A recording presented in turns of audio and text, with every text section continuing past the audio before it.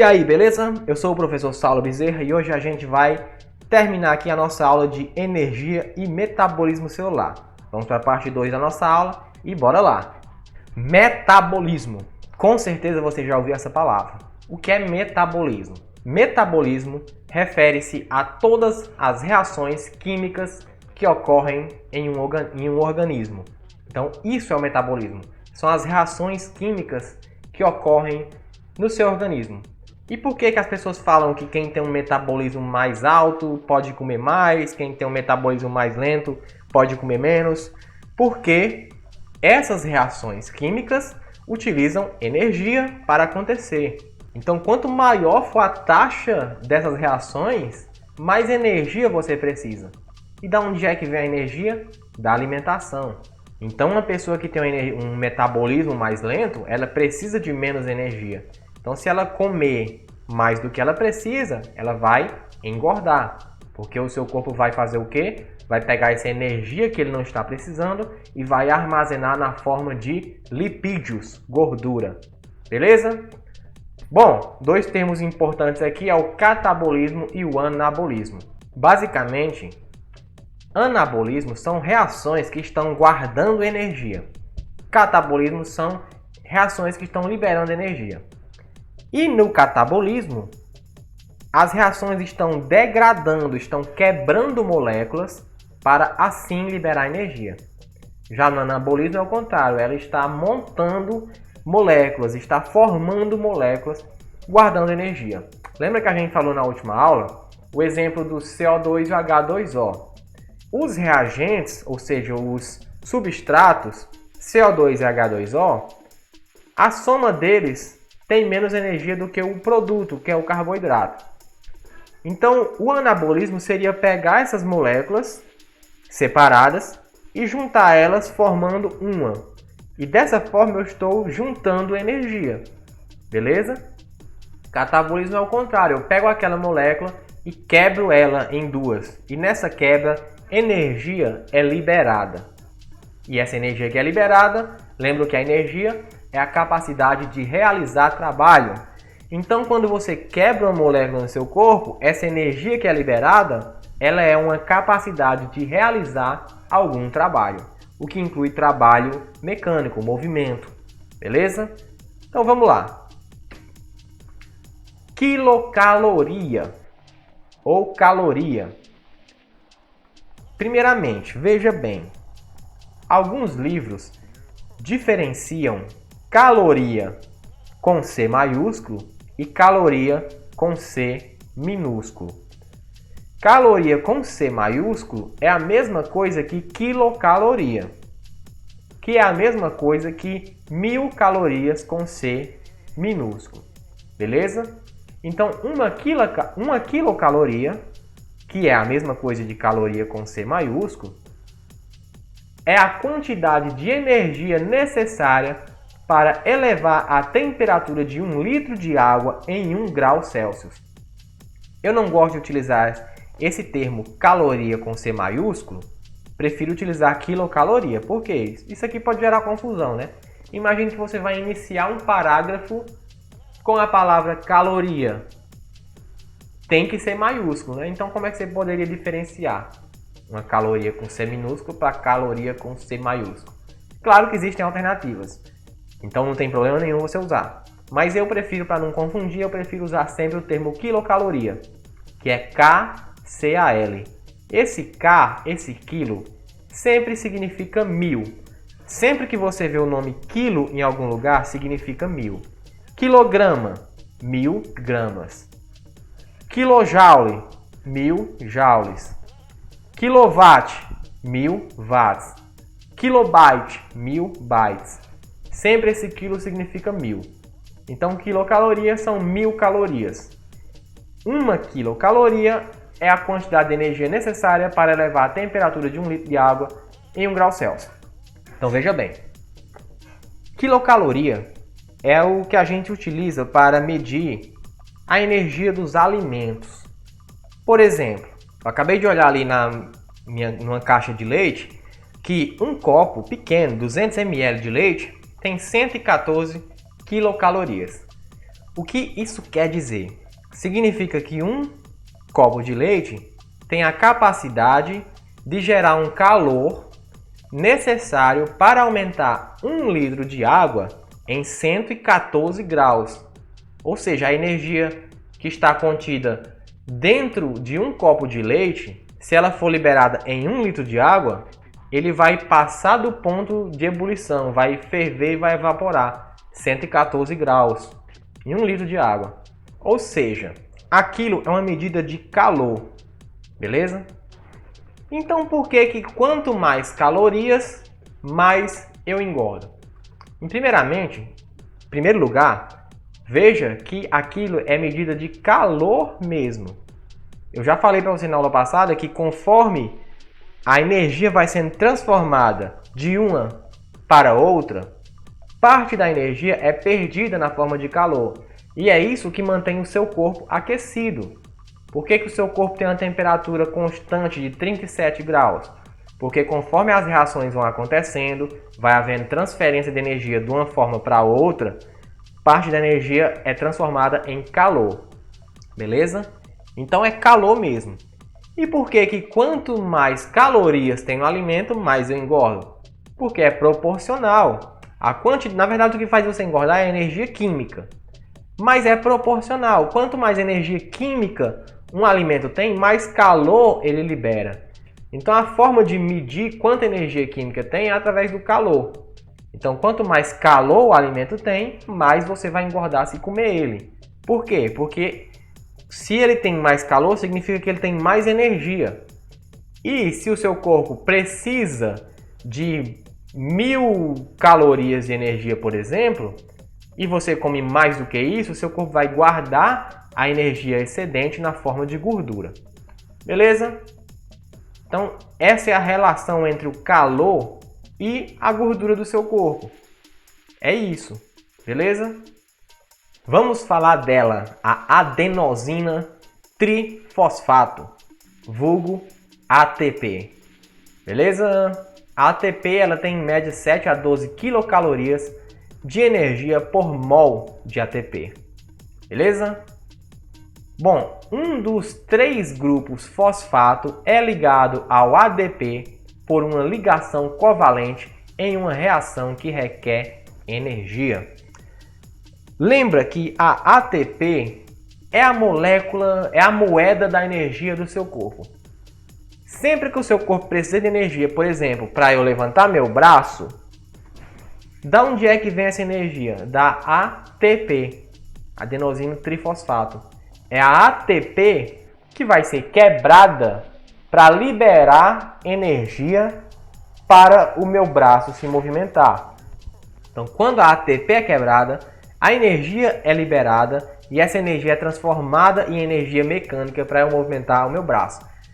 Tudo que vai acontecer no seu corpo, todas as reações, precisa de energia, traz ATP. Aí a célula olha para outra e diz, eu quero fazer não sei o que. Traz ATP para mim. Traz. Chegou? Quebra ATP. Aí quando quebra ATP, a energia libera. Aí a célula faz o que ela quer fazer. Energia é o quê? Capacidade de realizar trabalho. Então tudo que acontece no seu corpo é assim, é quebrando a ATP. Só que se você precisa de ATP, então primeiro você tem que gerar ATP no seu corpo, porque ela vai acabar, né? Então para gerar ATP é assim. Você pega uma ADP, pega um fosfato e junta os dois, beleza? Só que para juntar, isso é um trabalho, então precisa de energia, beleza? E de onde é que vem essa energia? Agora essa aqui não vem da ATP, essa é a única, acho que a única reação que a energia não vem da ATP. Essa aqui vem de outros lugares. Então veja bem, aqui é o ADP, adenosina difosfato. Então na ADP você tem aqui uma ribose, uma adenina e aqui os 2 grupos fosfatos, beleza? Ó, fosfato, fosfato, 2, por isso ADP. E na ATP simplesmente é adicionado mais um grupo fosfato, ó, formando ATP, adenosina trifosfato. E lembra que para acontecer isso, para você pegar um fosfato e juntar com ADP, formando uma molécula chamada de ATP, você vai precisar de energia, ok? Então vamos lá. Isso aqui é uma reação endergônica, beleza? A gente falou isso na aula passada. Então vamos continuar aqui. Tá aqui, ó, ADP e ATP. ADP, ATP. Beleza? Fala pra frente. ATP é um carreador de energia, não um armazenador. Veja bem, o seu corpo não armazena energia na forma de ATP. O ATP apenas carrega energia na hora que você precisa. O ser humano precisaria de 40 kg de ATP por dia para suprir as necessidades energéticas. Então não é assim que acontece. O seu corpo ele armazena energia de outras formas. Armazena dentro dos músculos, na forma de glicogênio, tem o açúcar da corrente sanguínea e tem a gordura. Acontece o seguinte, na hora que o seu corpo precisa de energia, tem uma quantidade pequena de ATP lá. Então aquela ATP é quebrada e gera energia. Na mesma hora que a ATP é quebrada, essa é uma reação exergônica, ATP, fosfato. Quebrou, libera energia. Na hora que quebrou, que sobra ADP e fosfato, na mesma hora aquele ADP e fosfato já volta para outro lugar para ser juntado novamente formando ATP. Então se torna um ciclo. De maneira que a ATP é um carregador de energia. Ele vai lá na mitocôndria, lá o ADP vira ATP, volta para o músculo. No músculo ele é quebrado. Quebrou, volta para a mitocôndria. Lá vira ATP, voltou para o músculo, quebrou. Então ele fica só carregando energia. Beleza? Ok. É uma alça de retroalimentação. A gente falou na primeira aula o que é isso. A alça de retroalimentação é o que faz com que a ATP seja gerado. Veja bem, no seu músculo tem ATP. Se tem ATP, seu corpo não precisa gerar, porque tem lá. Mas na hora que ele começa a ser quebrado, o seu corpo percebe que a quantidade de ATP está baixando.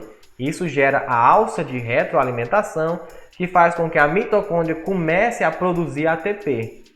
Então é como a gente viu na primeira aula. Tá lá. O seu corpo está lá fiscalizando quanto tem de ATP. O nível baixou, liga a produção de ATP. Essa é a alça de retroalimentação.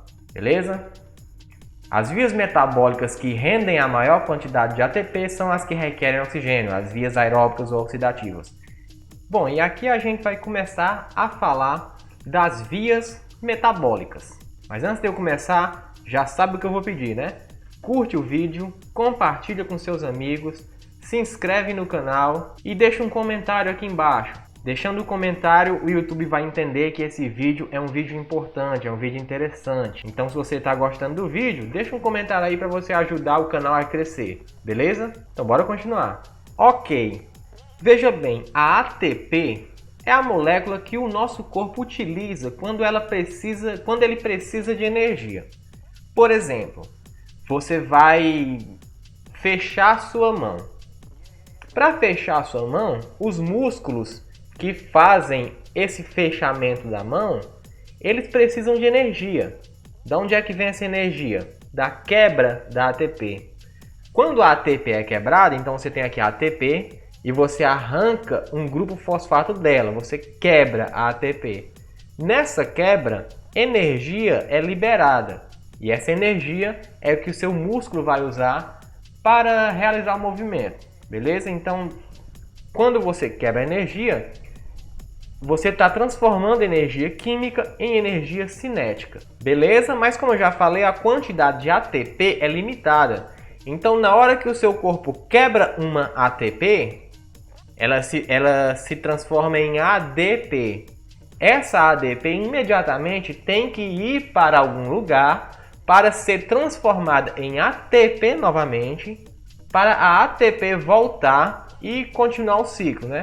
Então esse lugar em que a ADP vira ATP é o que a gente chama de vias metabólicas, são as vias energéticas. que você conhece. Tem a via aeróbica, tem a via anaeróbica e tem a via do ATP-PC, que nada mais são do que 3 formas diferentes de produção de ATP. Nessas vias, o seu corpo vai pegar algum substrato, por exemplo, o carboidrato, e vai quebrar o carboidrato. Quando ele quebra o carboidrato, essa quebra libera energia.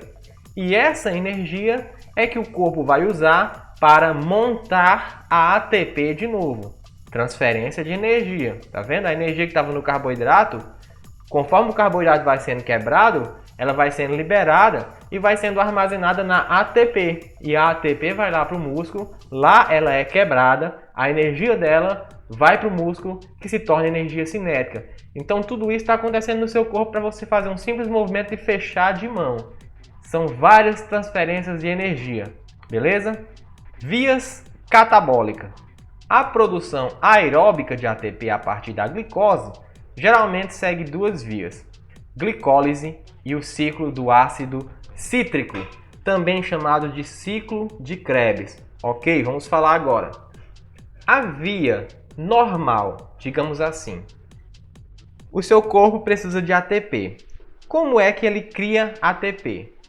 A maneira normal, ou seja, a maneira principal, é através da via aeróbica. Aeróbica por quê? Porque é uma via que utiliza oxigênio.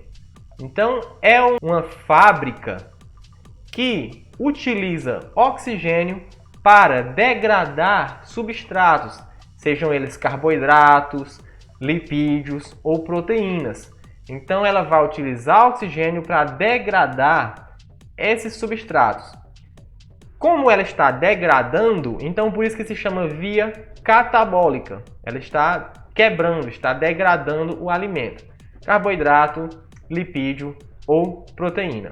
Beleza? Então a produção aeróbica de ATP a partir da glicose geralmente segue 2 vias, glicólise e o ciclo do ácido cítrico. Essa via aeróbica, ela é dividida em 3 partes, na verdade.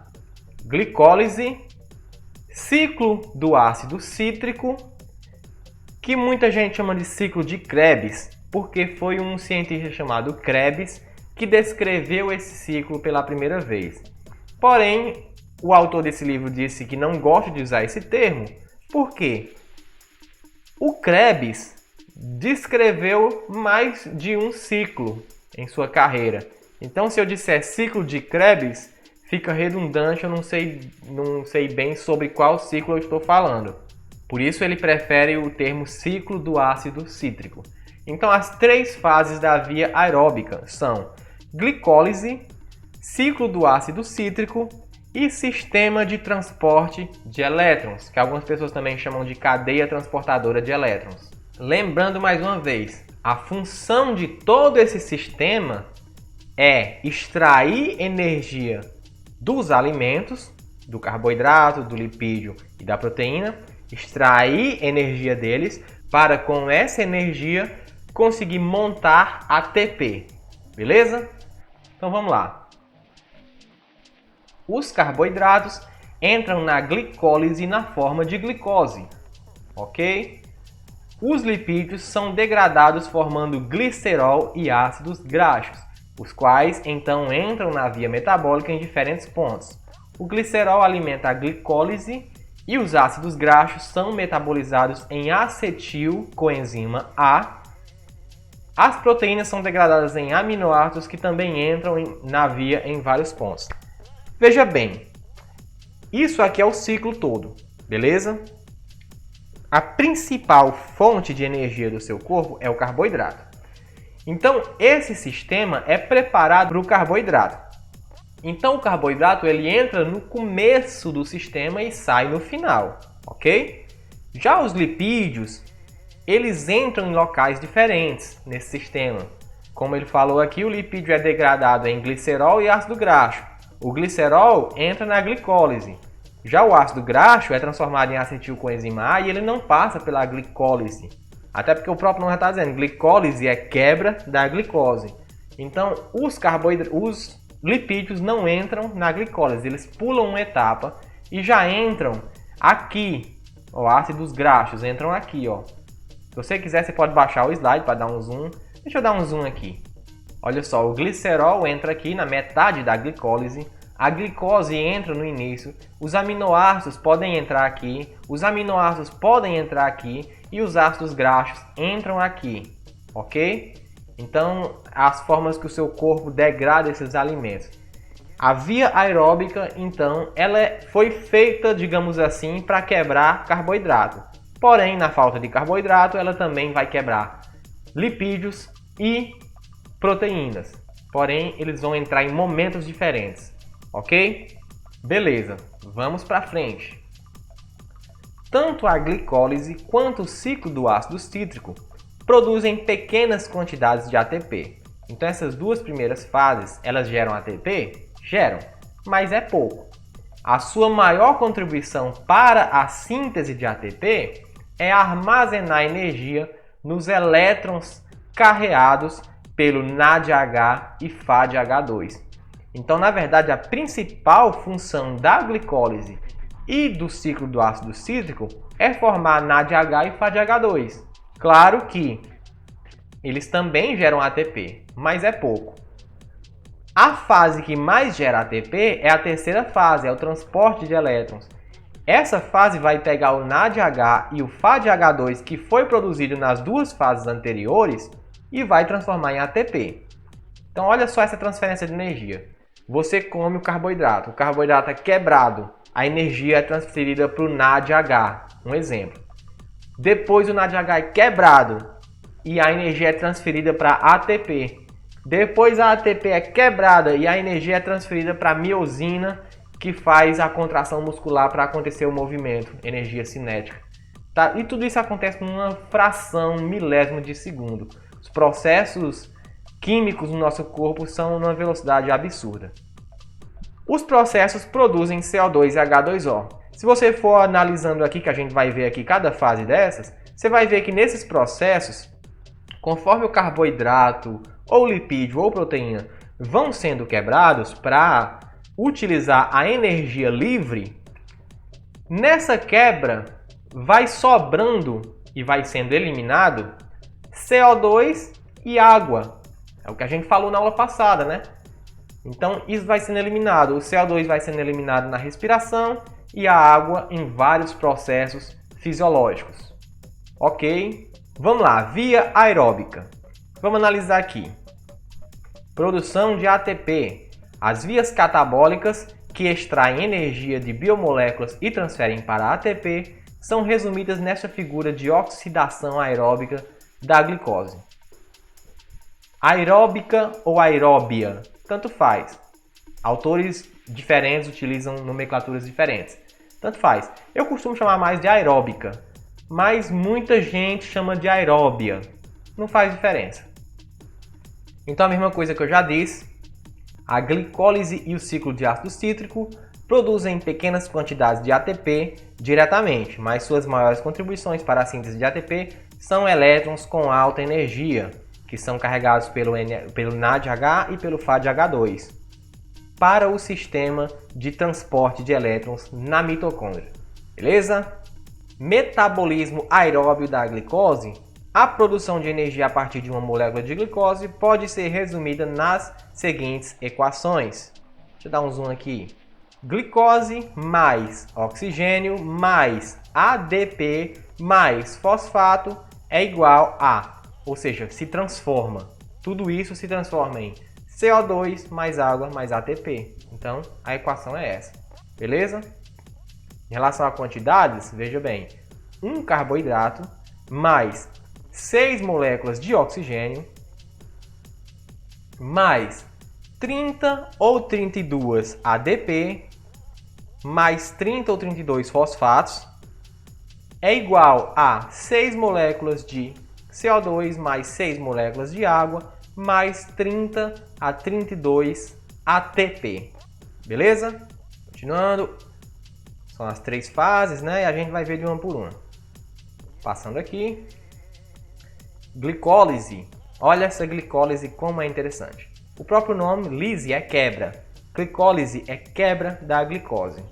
Basicamente, a glicólise aeróbica, porque depois a gente vai ver que existe a glicólise anaeróbica. A glicólise aeróbica consiste em pegar uma molécula de glicose, que é uma molécula de 6 carbonos, e no final de todo esse processo da glicólise vai sobrar 2 moléculas de piruvato, que cada uma possui apenas 3 carbonos. Então você tem uma molécula de glicose com 6 carbonos, no final você tem 2 moléculas de piruvato, cada uma com 3. Nessa quebra já libera energia. Então essa energia liberada já é armazenada na forma de ATP, na forma de NADH e na forma de FADH2. Ok? Deixa eu dar um zoom aqui. Durante a glicólise, uma molécula de glicose é convertida por meio de uma série de reações catalisadas enzimaticamente, ou seja, as enzimas estão ali fazendo essas reações, em 2 moléculas de piruvato, produzindo uma liberação resultante de energia. Está aqui a molécula de glicose, 6 carbonos, ela chega e a glicose primeiramente é fosforilada, se transformando assim em glicose 6-fosfato, que é essa molécula aqui, ok? O 6 mostra que o grupamento fosfato foi introduzido no carbono 6 da molécula de glicose. Veja bem, tá vendo que aqui era uma glicose feliz da vida e um fosfato foi ligado nela? Quando você liga uma molécula, o que é isso? Trabalho. É um trabalho químico. Você pegou o fosfato, pegou a glicose e juntou as duas. É um trabalho químico. Para realizar trabalho, o que é que você precisa? De energia. Então, para realizar essa ligação, foi quebrada uma ATP. Tá vendo? Ó? Uma ATP foi quebrada. Então, ela virou ADP. Nessa quebra, energia foi liberada e a energia liberada foi utilizada para juntar o fosfato na molécula de carboidrato, ok? E aí a gente continua aqui, várias reações químicas, olha só, utilizando ATP, beleza? 2 fosfatos foram ligados na molécula de glicose, depois essa molécula foi quebrada, ó, se tornando essa molécula. 2 diferentes, cada uma com 3 carbonos e um fosfato. A molécula foi quebrada, então liberou energia. Se liberou energia, para onde foi a energia? Foi para o NAD+, que virou NADH. Então essa molécula já armazenou energia, ok?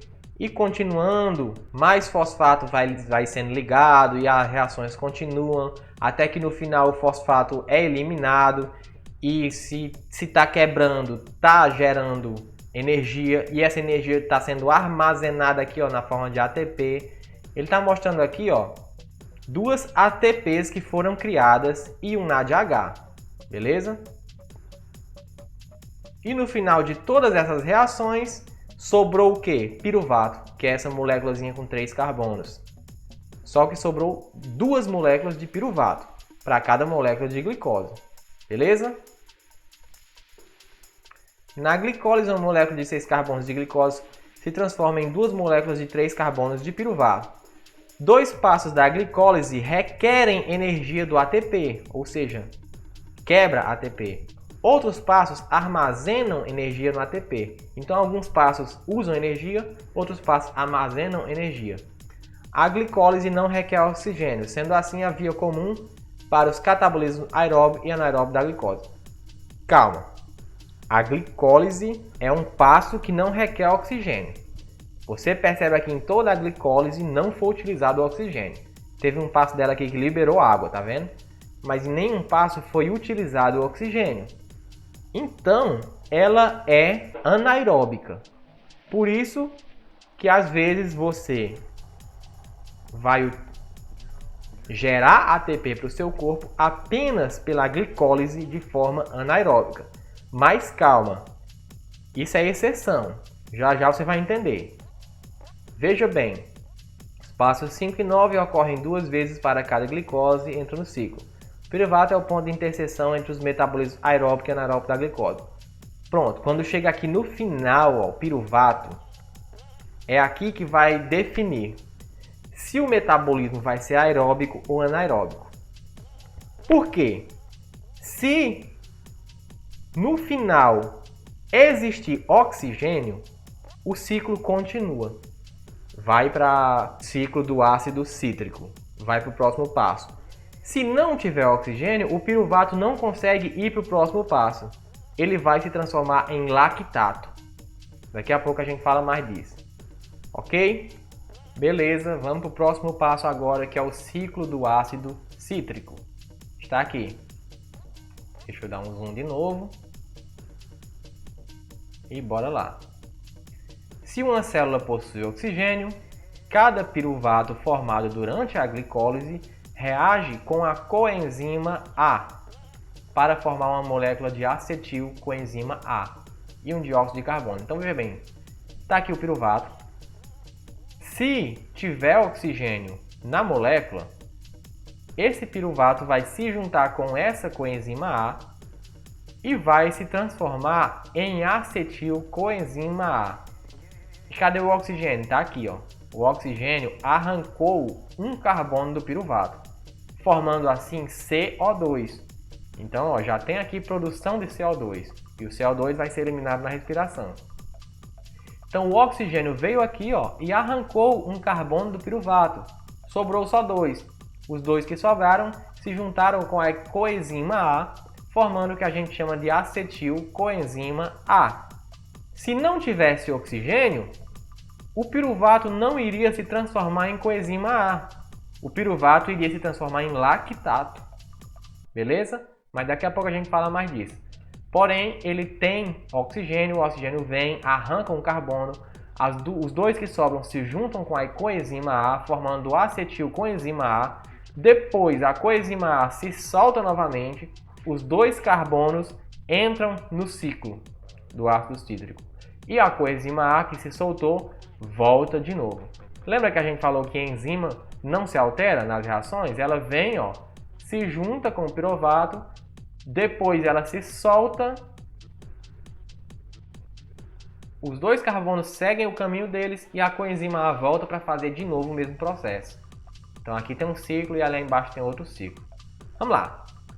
A unidade acil de dois carbonos, que é essa aqui, ó, acil, ou unidade acila, entra no ciclo do ácido cítrico, permitindo à coenzima A reciclar e reagir com outro piruvato. O ciclo do ácido cítrico gera uma rota circular, adicionando carbonos de uma acetil-coenzima A em cada volta do ciclo e produzindo ATP, elétrons de alta energia e dióxido de carbono. Como o próprio nome está dizendo, ó, é um ciclo, beleza? Aqui tem 4 carbonos, 4, ó. Essa molécula chamada de oxaloacetato, 4 carbonos. E aqui tem uma unidade acila de 2 que está vindo para o ciclo. Quando essa unidade chega, ela se junta com essa. 2 mais 4 é igual a 6, ó, virou citrato, que é uma molécula de 6 carbonos. E durante esse ciclo, o que acontece? Essa molécula vai se transformando, ó, tá aqui a unidade citrato, depois ela se transforma em isocitrato, e aí um carbono é arrancado dela, virando CO2, tá vendo? Já vai ser eliminado CO2. Depois, outro carbono é arrancado, e aí ela vira uma molécula de 4 carbonos, e aí ela se junta com coenzima A, e todos esses processos vão gerando energia, ó. Aqui gerou NADH, dessa quebra aqui, gerou NADH, dessa outra quebra gerou NADH de novo, e continuou, quebrou de novo, gerou ATP, e aqui ela já se tornou uma molécula de 4 carbonos. Aqui era 6, aqui já está com 4. E aí continua se transformando, gerou FADH2, se transformou, gerou FADH2, e no final ela vem se prende com mais 2 e começa o ciclo de novo. Então essa roda vai girando e nesse giro vai gerando ATP, NADH e FADH2, beleza? Ou seja, a cada quebra, energia é liberada e essa energia é armazenada na forma de ATP, NADH ou FADH2, ok? Beleza, tá aqui, eu não vou ler tudo isso aqui do lado direito não, para não perder tempo, você pode baixar o slide e ler. Ou então aqui no vídeo mesmo, ó, pausa aí e lê. Aí depois eu desço mais aqui, você pausa aí e lê, ok? Vamos voltar. continuando. E o sistema de transporte de elétrons que vai acontecer lá dentro da mitocôndria. Veja bem, a glicólise ela acontece no citosol, beleza? O ciclo do ácido cítrico acontece na matriz mitocondrial. E já a cadeia transportadora de elétrons, ou o sistema de transporte de elétrons, vai acontecer aqui, ó, passando, por isso se chama transporte, porque ela está atravessando a membrana, só que ela está passando da matriz mitocondrial para o espaço intermembrana da mitocôndria. É aqui que acontece, tá vendo? Sistema de transporte, por isso, transporte é atravessar as membranas, né? Então vamos ler aqui um pouquinho. O passo final da produção aeróbia do ATP é a transferência da energia dos elétrons NADH e FADH2 para ATP. Lembra que a glicólise formou ATP e NADH. O ATP já está liberado, vai para o teu caminho, vai buscar, vai para onde você é necessário. Já o NADH não, o NADH vai para o sistema de transporte de elétrons. A mesma coisa o ciclo do ácido cítrico, ele gerou ATP, NADH e FADH2. ATP está liberado, segue teu caminho.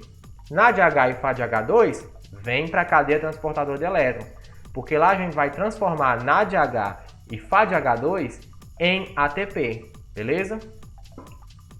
Esta transferência de energia requer proteínas mitocondriais chamadas de sistema de transporte de elétrons, localizadas na membrana mitocondrial interna. São essas proteínas aqui, ó. Lembra que a gente viu lá na segunda aula, eu acho, sobre as proteínas que ficam dentro da membrana, né?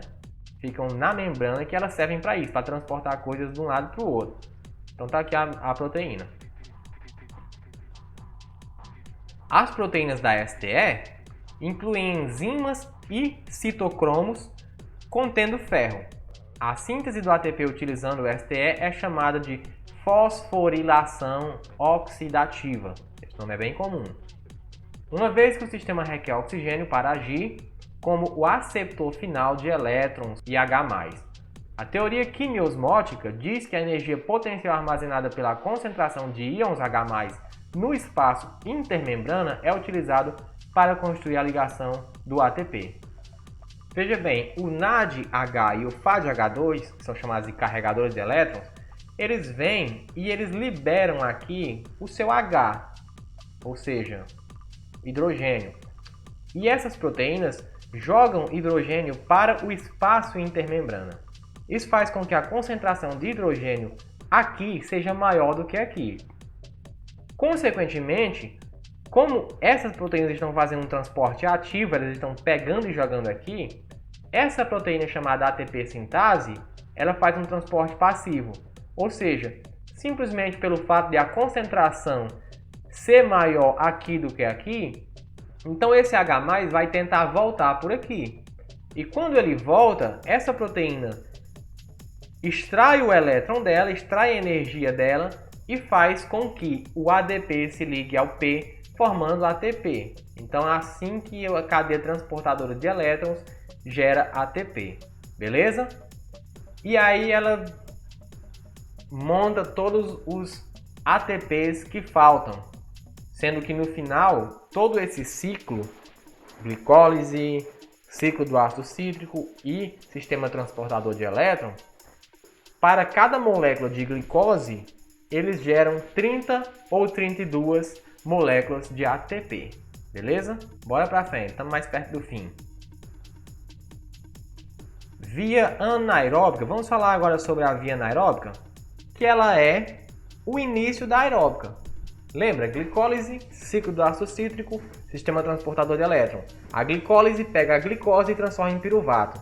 Se o piruvato tiver oxigênio, ele se transforma em acetil coenzima A e entra no ciclo do ácido cítrico. Mas se não tiver oxigênio, ele se transforma em lactato e o sistema para aqui. Então o seu corpo vai gerar energia apenas de forma anaeróbica, ou seja, sem a utilização de oxigênio. Mas claro que esse sistema tem um limite, porque sem oxigênio o seu corpo não consegue gerar muita energia. É só ali uma coisa rápida, uma coisa de emergência. Precisa de energia muito rápida. Vamos lá, vamos gerar sem oxigênio. mas passou um certo tempo ele não consegue mais, porque a própria concentração de lactato vai aumentar o pH, vai aumentar a acidez e o músculo vai parar de funcionar, beleza? O piruvato é um ponto de interseção das vias metabólicas. No meu canal tem um vídeo só sobre vias energéticas, se você quiser assistir, fique à vontade. Então o piruvato é um ponto de interseção das vias metabólicas, como as cidades centrais em um mapa rodoviário. Dependendo da necessidade de uma célula e do conteúdo de oxigênio, o piruvato pode ser levado ao ciclo de ácido cítrico ou para a produção de lactato, até que o oxigênio aumente. Veja bem, no meu canal tem um vídeo só sobre isso, só sobre vias metabólicas. Ele está bem mais explicado, bem mais a fundo e acho que até mais simples de entender, com mais exemplos práticos. Então assiste ele que você vai gostar. Vou colocar aqui nos cards para você ver. Beleza? Vamos lá. Olha só o rendimento. A glicólise, ela gasta 2 ATPs para acontecer. Mas no final, ela produz 4 ATP e 2 NADH. Então o saldo dela é 2 ATP e 2 NADH. Beleza? Porém, se tiver oxigênio, o ciclo vai continuar, como você vê aqui, ó. Se não tiver oxigênio, o seu corpo vai gastar os 2 NADH que foram produzidos para transformar a piruvato em lactato. E no final, o saldo da glicólise anaeróbica é de apenas 2 ATP para cada molécula de glicose. Então é uma energia rápida, mas é muito pouco. 2 ATP para cada molécula de glicose, sendo que na via aeróbica, cada molécula de glicose produz 30 a 32 ATP. Ok? Na via aeróbica, você produz ATP, água e CO2. Na via anaeróbica, você produz ATP e lactato. E o lactato aumenta o pH do músculo, aumenta a acidez, faz com que o seu músculo fadigue. Exemplo, quando você está na musculação, você está ali levantando um peso, seu músculo não começa a doer, é a acidez aumentando, o lactato. Ok, vamos lá. Algumas células, como as células do músculo, em exercício, podem tolerar o metabolismo anaeróbico por um período limitado de tempo. Eventualmente, no entanto, elas precisam voltar ao metabolismo aeróbico. Beleza? Vamos para frente. As proteínas são a chave da vida. Essa aula vai ficar meio comprida, mas sem problema. Qualquer coisa você pausa o vídeo e volta a assistir outro dia. Vamos lá. O poder das proteínas surge de sua grande variabilidade e especificidade.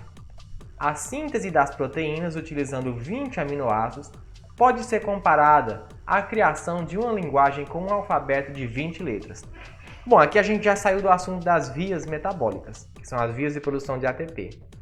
Mas a gente continua falando de energia, que é a produção de proteína. Como eu já falei para você várias vezes, as proteínas são tudo. Elas têm várias funções no nosso corpo. E o que define a função dela é a composição dela.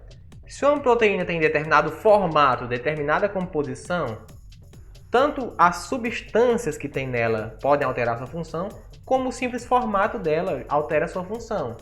Porque o simples formato ou a alteração de sua composição vai definir onde é que aquela proteína se liga, para onde ela vai ser atraída. Então todas as funções do seu corpo são reguladas por proteínas. E a beleza da proteína é que elas são infinitas as possibilidades. Veja bem, existem 20 aminoácidos diferentes. Você sabe que uma proteína é uma cadeia peptídica, ou seja, é uma cadeia de vários aminoácidos juntos ali um no outro. Quantos aminoácidos? Já começa aí a variabilidade. Pode ser uma proteína com 4 aminoácidos. Na verdade, geralmente é considerado proteína quando tem mais de 50 aminoácidos. Mas vamos lá. Vamos supor, pode ser uma de 4 aminoácidos, pode ser uma de 50 aminoácidos, pode ser uma de 100 aminoácidos. É infinito.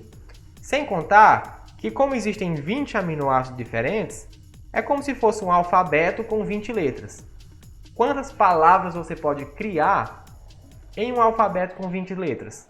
é quase infinito, né? Então as possibilidades de proteínas são quase infinitas. E o nosso corpo é quem cria essas proteínas, aí é que tá o legal. E quem é que cria as proteínas? O DNA. Por isso que diz que o DNA define como você vai ser, define tudo na sua vida. Define a cor dos seus olhos, define a cor da sua pele, define tudo, o DNA. Por quê? Porque ele é quem vai criar as proteínas. E as proteínas são o seu corpo. Então ele vai moldar o seu corpo. Como assim? Vamos entender aqui. Bora lá. Síntese proteica. O DNA cria RNA. E o RNA cria proteínas. Você tem que entender isso. Olha só como é bonito o DNA. Nossos cromossomos são um emaranhado de DNA enrolado. O DNA é isso aqui, ó. São cadeias com códigos genéticos. Esses códigos é que o seu corpo traduz para saber o que é que ele tem que fazer. É a linguagem, é a informação. Nossa informação é transmitida de pai para filho assim, pelo DNA. Essa sequência aqui, como você pode ver, ó, aqui tem um vermelho, um azul, um verde, um vermelho. Essa sequência aí é infinita. Se tem 7 bilhões de pessoas no mundo, ninguém vai ter o DNA igual. Porque as possibilidades são infinitas, não tem como ser igual. Essa sequência de código aqui é o que a gente chama de código genético. E essa sequência do DNA é que define como vai ser o RNA. E o RNA define como vão ser as proteínas. E as proteínas definem como vão ser o seu corpo. Beleza? Vamos lá. Como? A transcrição usa DNA como molde para criar uma pequena fita única de RNA. O DNA é uma fita dupla, duas, que ficam enroladas, né? O RNA é uma fita só. Mas o RNA é criado a partir do DNA. Como? A gente tem essa enzima aqui muito bonita chamada de RNA polimerase. Ela chega no DNA, o DNA é uma fita dupla, uma colada na outra. Essa enzima chega no DNA e desenrola. No que ela desenrola, ela abre aqui, ó. Então, essas partículas que estão soltas, elas podem se ligar na parte que a enzima abriu, como você está vendo aqui. E conforme elas vão se ligando, elas vão formando uma fita. Isso aqui funciona assim, veja bem. O DNA é formado por timina, adenina. Não, aqui embaixo, ó. Aqui em cima é RNA, viu? Aqui embaixo é DNA. Então, o DNA é formado por timina, adenina, citosina e guanina. São essas 4 peças que formam o DNA. Porém, qual a sequência? Isso é que muda de pessoa para pessoa, a sequência, beleza? Por exemplo, aqui ó, T, A, C, G, T, G, T, C, A, essa sequência muda de pessoa para pessoa. Quando o DNA vai se formar, é o seguinte, veja bem, no DNA a gente tem timina, adenina, citosina e guanina, então CGAT, ok? No RNA é quase a mesma coisa, a gente tem o C, que é a citosina, o G, que é a guanina, o A, que é a adenina, porém a gente não tem timina no RNA, a gente tem o U, que é o uracila, no lugar do timina. Essas peças são chamadas de bases, então essas são as 4 bases do RNA e essas são as 4 bases do DNA. Veja bem, a junção do DNA é assim, G só se liga com C, então se de um lado tem G, do outro lado tem que ter C, C só se liga com G, A só se liga com T e T só se liga com A. O RNA vai seguir a mesma lógica, só que como o RNA não tem T, então sempre que o DNA tiver um T, sempre que o DNA tiver uma base T, é uma base A que vai se juntar aqui em cima. Sempre que o DNA tiver uma base A, é uma base U que vai se juntar aqui em cima. Sempre que tiver uma C, é uma G que vem. Sempre que tiver uma G, é uma C que vem. e a A vem para cá, tá vendo? Então vai seguindo essa sequência. Então, de acordo com a sequência do DNA, é que vai surgir a fita de RNA, beleza? E essa fita vai se juntando aqui e vai se formando, tá vendo? Vai se formando uma fita de RNA, chamada de RNA mensageiro. Tá aqui a fita formada. Depois que essa fita se forma, ela sai, a enzima polimerase sai também, o DNA volta ao normal, e aí esse RNA mensageiro vai sair do núcleo da célula. Porque lembra que tudo isso acontece dentro do núcleo, beleza? E depois que o RNA é formado, aí o RNA vai sair do núcleo. E depois que o RNA sai do núcleo, ele vai gerar a síntese de proteínas. Mas antes da gente passar, olha aqui, ó, um exemplo. Se o DNA tem essa sequência A, G, T, A, C, qual a sequência que vai ser o RNA? É só você pensar. O A só se liga com U. O G só se liga com C. O T só se liga com A. O A só se liga com U. E o C só se liga com G. Então a sequência do RNA vai ser essa. Beleza? Um exemplo. Ok. Então tá aí a RNA polimerase, ela abre o DNA. Isso faz com que se forme uma sequência de RNA, que é o RNA mensageiro, e o RNA sai do núcleo. Depois que o RNA sai do núcleo, vai acontecer a tradução. Isso aqui era a transcrição, beleza? Transcrição. Ou seja, o DNA está simplesmente transcrevendo o código dele para o RNA. Está simplesmente passando o código dele para o RNA, copiando, beleza?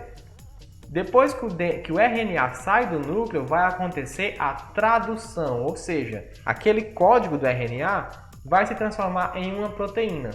Como? A gente tem aqui o RNA carregador, né, do RNA de transferência, o RNA-T, que ele é o seguinte, ele tem 3 bases aqui, ó, e um aminoácido na outra ponta. Então, essas 3 bases, elas só vão se juntar no RNA se as 3 bases coincidirem.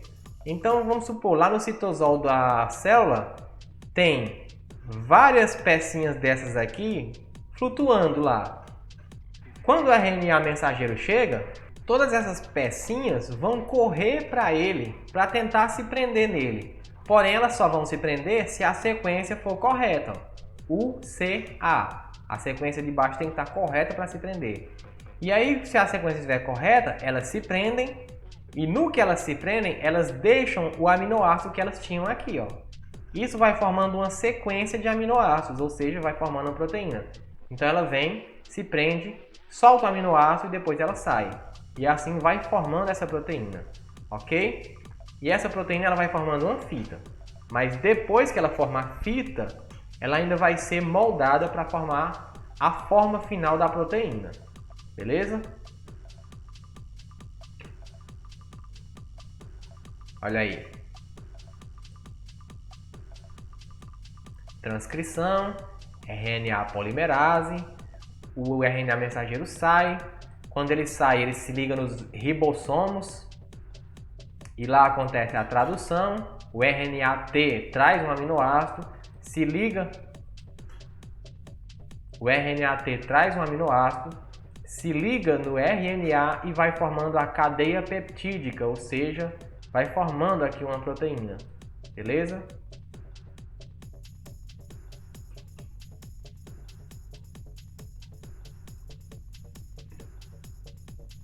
Bom, então é isso aí que eu tinha para falar para vocês sobre energia.